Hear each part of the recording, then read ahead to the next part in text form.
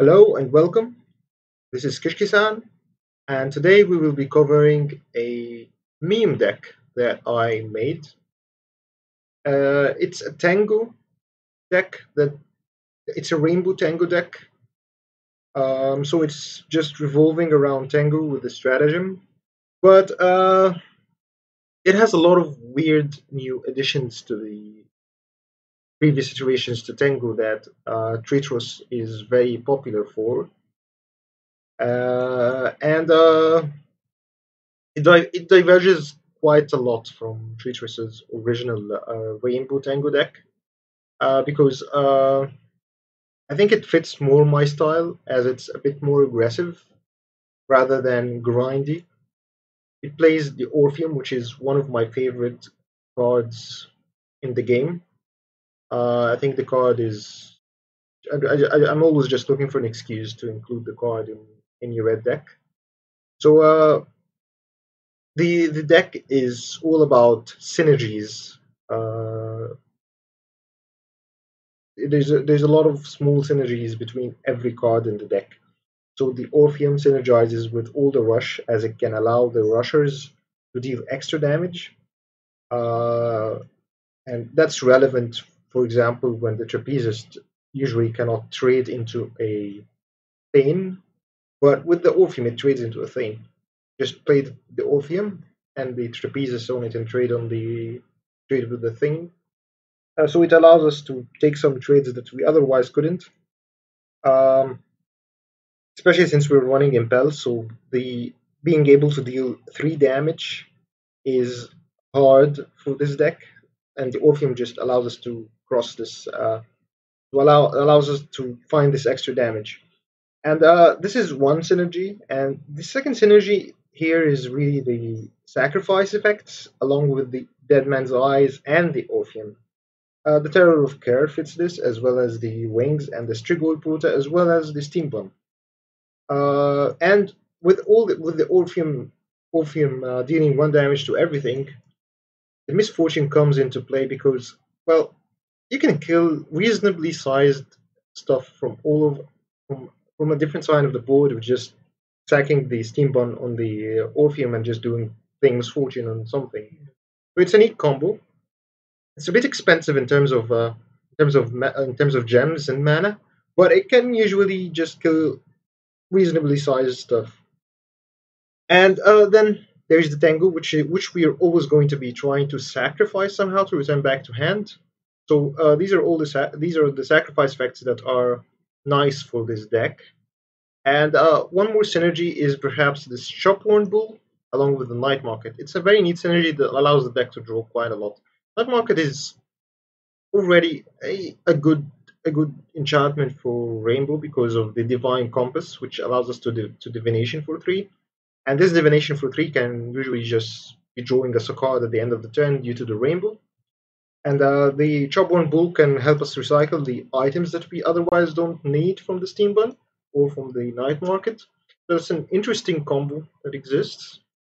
And a back channel captain synergizes with the Fastlane as it's a weird combo because we really if we're able to play the Fastlane, we're probably so far ahead we don't care about card draw, but it's a neat combo nonetheless.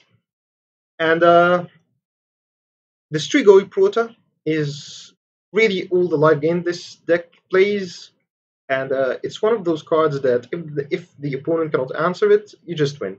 Playing the Strigoi Prota on a fast lane and just making sure it survives with playing the Racer and sacking the Racer on perhaps a Dead Man's Eyes or an Orpheum, and it just heals for 7, deals 7 damage. It's a lot of fun. And one last thing I want to mention is that this deck plays Moon in the Water. Now, this deck doesn't really want to use the Moon in the Water effect, as this is a combo deck. It doesn't want to redraw the minions that we already played, unless it's Tengu or something. But usually, we don't care about drawing to shuffle back stuff into our deck. That's not how the deck wins. But the interesting thing is that Moon in the Water draws a card and it costs 5 mana. So usually the 5 mana cost would be a disadvantage for a card because it's too expensive for what it does. But in Rainbow, it's different because one of the best things about Rainbow, other than free draws of the enchantments, is really the ramping. Now, this deck, I haven't really been, uh, I haven't really been using the ramping effect of the deck, but it's there for, yeah. I mean, in theory, it should work because you can replace Moon in the Water with an Orpheum or a Dead Man's Eyes, and you get 4 extra mana for that turn, or 3 extra mana, and that might be enough to because all these sacrifice effects from the Wings of Abaddon and the Terror of Care, they require mana investment. You keep putting in mana into them, and sometimes you might just run out of mana, and your opponent is not dead yet.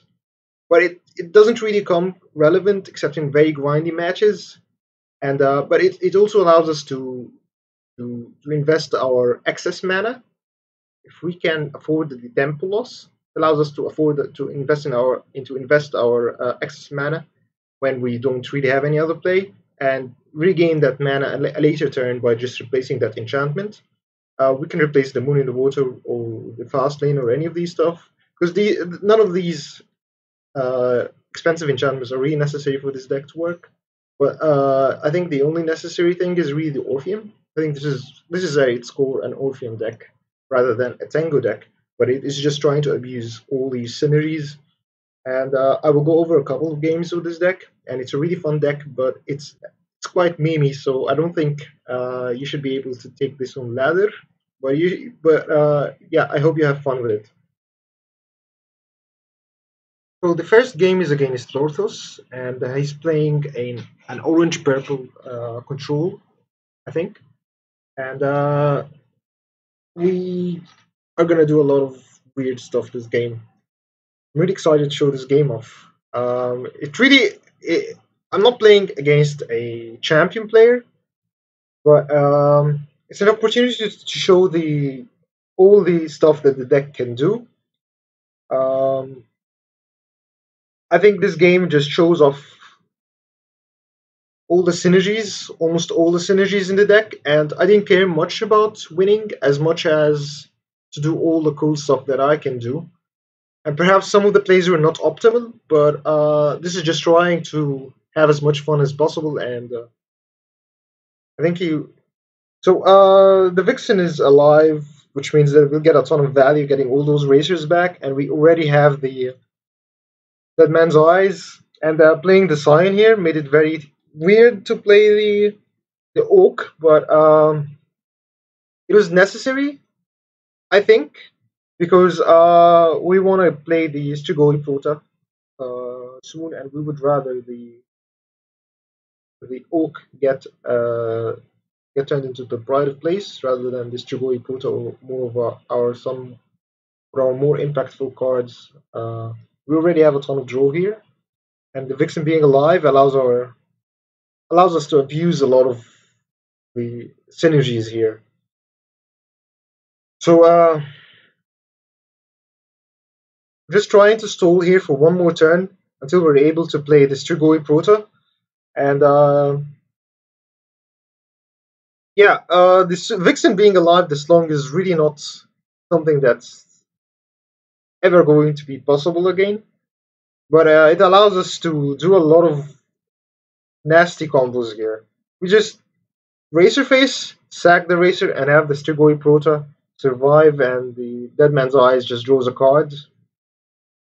And the opponent just basically can't get through the Strigoi Prota.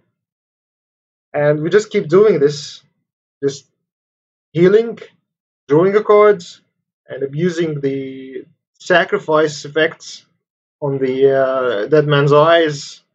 And that Master Shadows really does nothing here because the Strigoi Prota is also immortal. So this is turning out to be really memey and really funny. And yeah, we're just drawing, and the opponent just can't deal with anything we're doing here. And the Vixen is now drawing as well, and the opponent is just. The Vixen survived for 9 turns. We got 7 racers back, and this is just looking insane. The Strigoi Prota is just dominating the game here, and the opponent sadly burned his Seal of Exile very early, and he has no way to deal with it. So we just drawing cards just for the sake of drawing cards, and just yeah, and it's really quite a game. And I don't understand this play from the opponents, but really, what other play did he have with this hand? Maybe a Yama Senin, perhaps, but really, it doesn't even matter. Just play the moon for the heck of it. And now we're just going for to finish the game with the sacrifice effect on the racer. And the opponent is already at 4, and he blocks with the perfect grave, but that doesn't work because it has piercing. And we're just finishing the game with the Tengu, and the opponent can't believe the combos. And yeah, the Terror of card deals 1 damage when it sacrifices something. So that was a really cool game. And yeah, it just shows a lot of the nice synergies in the deck. It's a lot of fun, as you can imagine, being able to completely change how the game was progressing from being almost lost to just winning and dominating the mid game with the Sugoi Prota. It's a lot of fun. And my second game is against Wholesome.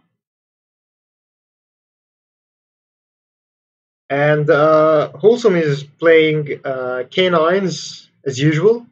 And it was a weird game. I don't think I should have won this game, but there was a bug that happened that allowed me to win the game, but I really shouldn't have won the game. But this is going to show the Orpheum uh, just crossing the damage threshold. We're doing 3 damage now, and setting up the Steam Bun on the Orpheum just allows us to threaten to do 1 damage to anything. And here I just cycled the Pike for the draw, and we draw the Fastlane. So now we're gonna do some stuff, and well, we also have the Stubborn Tango. So I just play the Fastlane, even though I think maybe the correct play would have been to play the Oak or something proactive. But I thought that playing the Fastlane would be really fun. And yeah, it turned out to be really fun. And it plays the Volkov Heavy, and the Volkov Heavy has 1 armor, so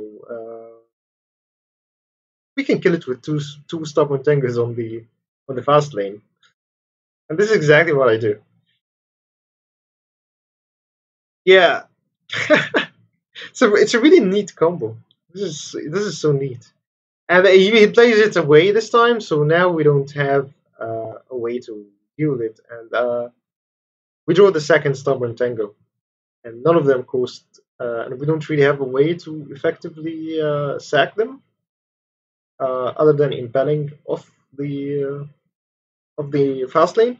But really, I didn't want to take the 6 damage, and I wanted to set up the Oak of the Donor, as the Oak can allow us to heal some.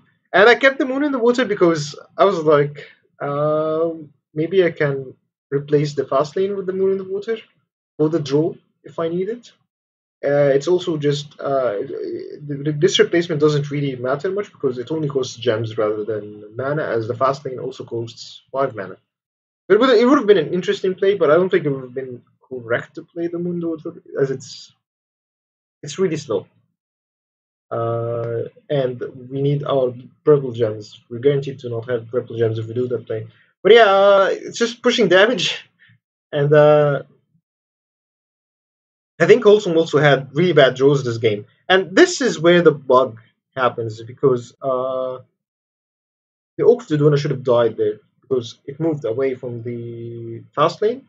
But anyway, uh, if not for that bug, the game would have been very different. Yeah, so I burned the Moon in the Water to keep the Tengus, because at the very least the Tengus can be chump blockers like the Moon in the Water. And I sack the I sack the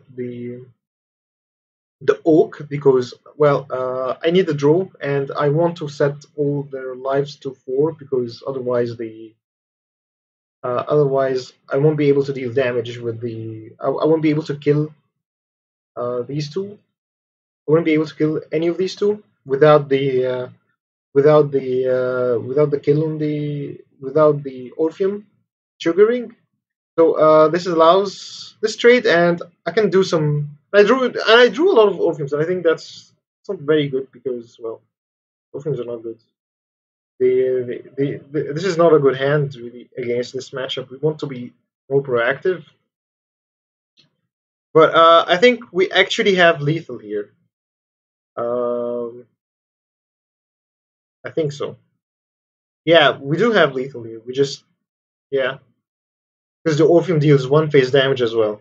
But that was a really cool way to finish the game, and we didn't really use the stratagem to finish the game to reduce the cost of the Orpheum of the Tengu to just to keep replaying Tengu, a lot of Tengus for 0 mana. But this just shows that 8 damage to the face can be enough to finish a game in many matchups. And it was a really cool game, and yeah, this is a really neat meme deck that I think is really fun. And you'll find the decks by Trisrus, the Tengu decks, in the description, as well as the article that he wrote for Kryptik Gaming. And and yeah, I'll see you in the next video, and please leave a like and subscribe, and thank you for watching. Also, shout out to Wholesome, who was my second opponent in this video, and check out his channel for great videos and giveaways, and make sure to subscribe to him as well. Thank you again for watching, and I'll hope to see you in my next video.